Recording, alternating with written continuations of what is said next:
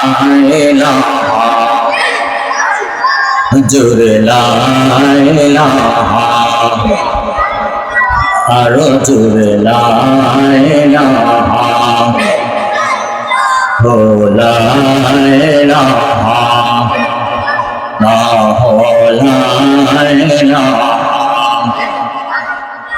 আল্লাহ বহু দূরে মদিনা আমরা কেমনে যাব জানি না আল্লাহ বহু দূরে মদিনা আমরা কেমনে যাব জানি না আরে দয়াল আল্লাহ দয়া করো দয়াল আল্লাহ দয়া করো নসিব করো মদিনা লা ইলাহা লা জোরে লা ইলাহা লা ইলাহা লা ইলাহা ইল্লাল্লাহু মুহাম্মাদুর রাসূলুল্লাহ সাল্লাল্লাহু আলাইহি ওয়াসাল্লাম।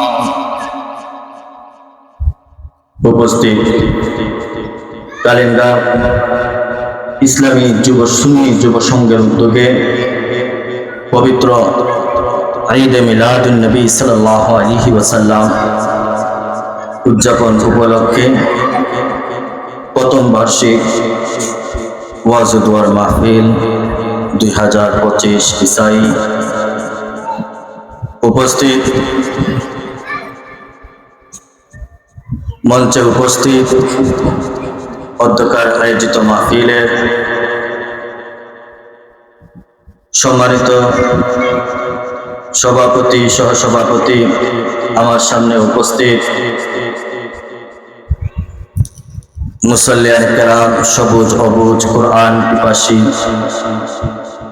তলবুল ইলম মাদ্রাসার ছাত্রবৃন্দ এবং মুরব্বিয়ানে আযম, পর্দার অন্তরাল আমার মা ও বোনেরা, প্রত্যেককে সর্বপ্রথম ইসলামিক শুভেচ্ছা ও মুবারকবাদ জানাচ্ছি।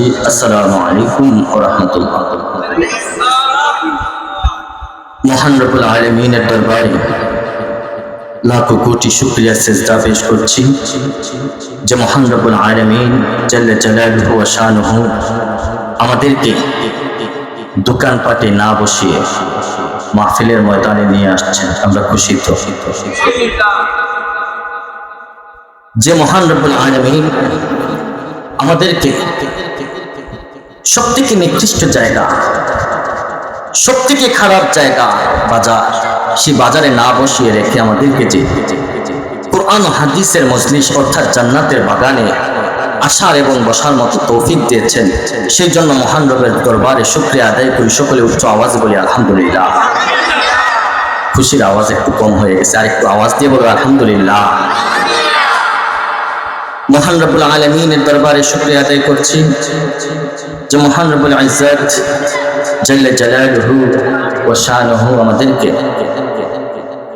মেহেরবানি করে ওনার হাবিব দু জাহানের বাদশা নবী মুহাম্মদুর রাসূলুল্লাহ সাল্লাল্লাহু আলাইহি ওয়াসাল্লামের উম্মত হিসাবে এই দুনিয়ার জমিনে কবুল করেছেন। সেই জন্য আল্লাহ পাকের দরবারে আবারও শুকরিয়া আদায় করি, বলি আলহামদুলিল্লাহ। আজকে যুবকদেরকে মোবারকবাদ জানাই যে তারা পবিত্র ঈদে মিলাদুন নবী সাল্লাল্লাহু আলাইহি সাল্লাম উদযাপন উপলক্ষে আজকের এই মাহফিলকে আয়োজন করেছে। চাইলে তারা একটা গানের কনসার্টের আয়োজন করতে পারত, যেহেতু যুবক, ঠিক কিনা? তাদের যুবকদের মনে অনেক চিন্তাধারা, অনেক অশালীন চিন্তা ভাবনা আসতে পারত, সেটা না করে তারা কোরআন হাদিসের মজলিস সাজাইছে। যে কোরআন হাদিসের মজলিস সম্পর্কে নূর নবী মুহাম্মদ মুস্তাফা সাল্লাল্লাহু আলাইহি ওয়াসাল্লাম বলেন, এই জায়গাটা যতক্ষণ মুহূর্ত, যতক্ষণ সময় এই জায়গায় কোরআন হাদিসের আলোচনা হবে, জিকির আজগার হবে, দুরূদ শরীফ হবে, মিলাদে মুস্তাফা হবে, ওই সময় পর্যন্ত এই জায়গাটাকে আল্লাহ পাক জান্নাতের বাগান করে দিবে। আরেকটু আওয়াজ দিয়ে বলুন। তো এই জান্নাতের বাগানের আয়োজন করছেন যুব সংঘ, যে তাদেরকে মোবারকবাদ জানাতেই হবে। আল্লাহ পাক তাদের এই খেদমতকে কবুল আর মঞ্জুর করুন, বলুন আমিন। আমরা এমন এক মাহফিলের আয়োজন হয়েছে, যেই মাহফিল সর্বপ্রথম আল্লাহ পাক যে মাহফিলের আয়োজন করেছেন, সুবহানাল্লাহ।